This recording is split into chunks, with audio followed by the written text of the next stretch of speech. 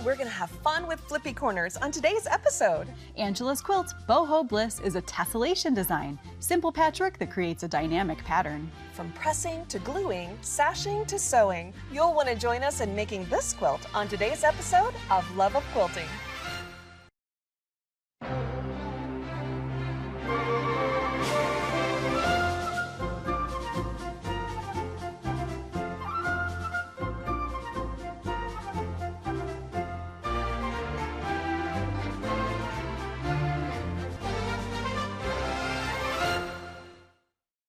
Hi there, and welcome to the 4500 series of Love of Quilting. I'm Sarah Gallegos. And I'm Angela Huffman. And Angela, I am enamored with the palettes and the design of this quilt. I can't wait to hear about it. Thank you. So this is Boho Bliss, and the inspiration for this actually was a tile floor. Really? So I was redoing a bathroom, and I was looking at different tile work, and this was a tessellation that I found in some tiles. So a tessellation is just a repeated shape, and generally it interlocks. Okay. And the one that I found was very, black and white. It was kind of old-timey, and I wanted to kind of bring that palette up into a more modern way. And so I chose these kind of soft colors, and there's a lot of different colorways in here. So one thing I would say is to make sure that you do like one row at a time to keep everything clear. So I'm gonna just lay out the blocks so you can see the tessellations.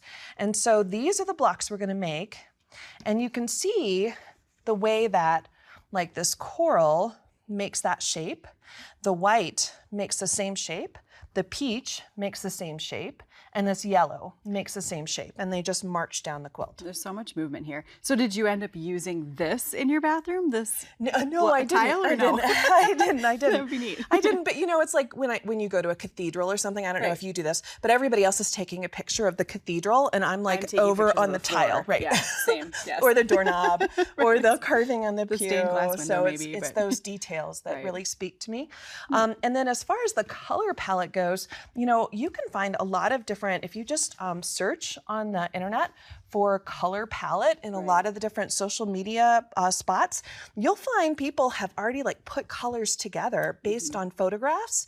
And so I kind of selected one of those and kind of used that as a launching off point. I love to look at those, and I also just wander through the hardware store and grab the little paint chip samples to see things that come together. But I think that this is such a different palette for you. It is. It's definitely more my colors, and I love it. It's really fun. Yeah, it was a lot of fun to kind of play in this new palette. So we're going to start with 8 at a time half square triangles. So I've got my right sides together. So I have my neutral and I have my coral there. And I've drawn a diagonal line with a heat away pen.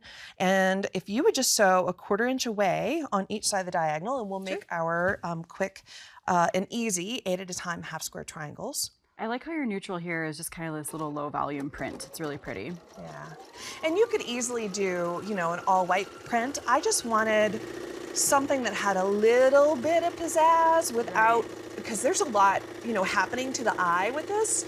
But one of the reasons this works is because it kind of marches down the quilt. So it's really just the color change, but the eye can take in all these shapes really easily. Well, and this really ties it all together too. This background's kind of got all the colors in it. Yeah. Yeah, it was a lot of fun. I guess I tend to go towards jewel tones a lot. And so stepping out, especially the yellow that's in here, I don't know what it is about this yellow, but this like goldy yellow is not something I gravitate towards very easily.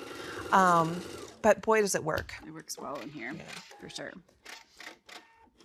Okay, halfway done. Okay. 2 more. And I also didn't pick fabrics that had like a lot of like a star. So I didn't have like a focal print. I really had more kind of blenders working down this quilt because I didn't want anybody to talk too loud. Right, they all really work well together. It's a team. Yeah.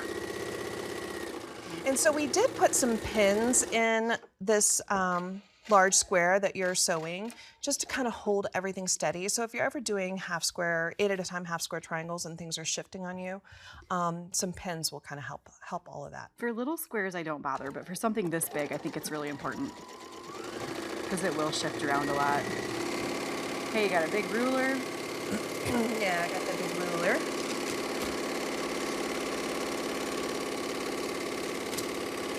There we go. I think that is something that a lot of people get intimidated by is picking out colors For sure. in a quilt.